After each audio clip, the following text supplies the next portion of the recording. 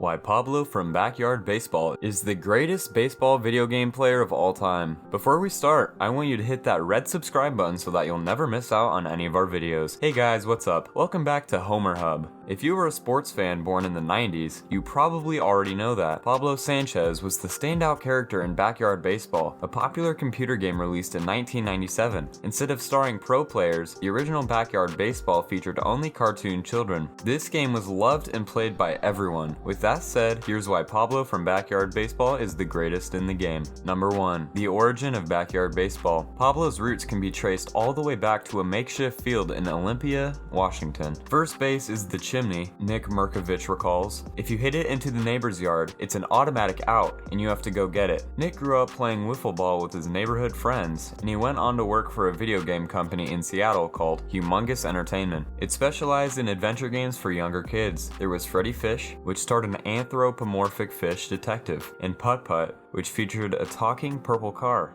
Number 2. The cast. The first Backyard Baseball game included no professionals, but rather a roster of co-ed cartoon creations. The Humongous team ultimately settled on a plan for 30 players to fill 2 lineups and allow for alternate sections. But that total seemed a scary proposition for Pacer, the game's design lead. My heart is starting to sink thinking of the workload, he recalls. Until that brainstorming session, he hadn't even known how many players were on a single baseball team. He began with 2 embryonic sketches, little doodles, and concept drawings of kids, to formulate a style that matched the game's youthful tone. In these early cartoon mock-ups, Pacer borrowed principles from the Peanuts comic strip, building bodies with mostly primitive shapes, and keeping flourishes to a minimum. An early model for Kimmy Ekman, the first player he drew, carried more than a passing resemblance to Peppermint Patty. I was thinking more in terms of, I want tall kids, I want short kids, I want fat, I want thin, I want all these different physicalities, Pacer says. I looked at cast as a series of shapes, just trying to get diversity in every dimension I could. Number 3. The pitch. Merkovich is an illustrator and animator by trade,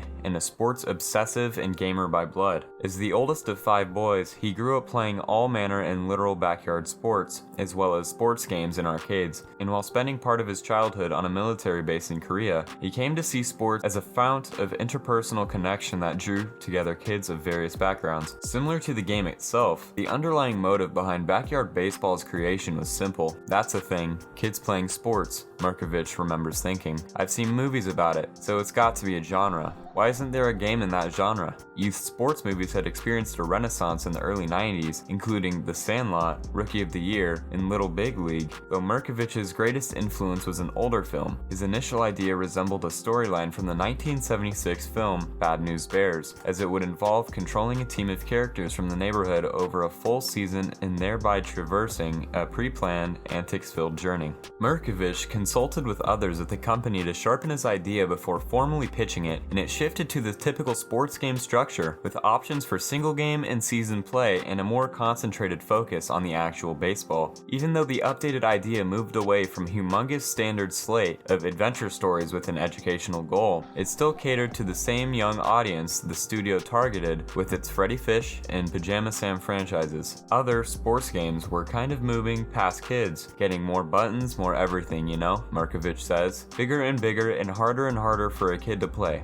Number 4. The Legend of Pablo Sanchez. It was just a game, but it turned out to be a hit, especially Pablo. He wasn't much of a secret. Everyone figured out he was a quick base runner, a solid shortstop, and a fearsome hitter. Pablo's home run song became a familiar tune in living rooms across the country. Humongous Entertainment made the game into a series, adding backyard soccer, backyard football, and more. Pablo, of course, continued to dominate. In 2000, they released a second edition of Backyard Baseball, but this time, Humongous added kid versions of MLB stars like Derek Jeter and Cal Ripken Jr. A lot of people didn't like that idea, I would say, says Amy Paganini, who produced some of the later games in the Backyard series. It was controversial. The worry was that the pro players would overshadow the original 30, but after the sequel came out, we would meet people that played our games, Paganini recalls, and they'd say, "Oh, they love Pab. It was also Pablo. We love Pablo." And then they didn't say little Cal Ripken Jr., they said Pablo. Since then, the legend of Pablo Sanchez has grown.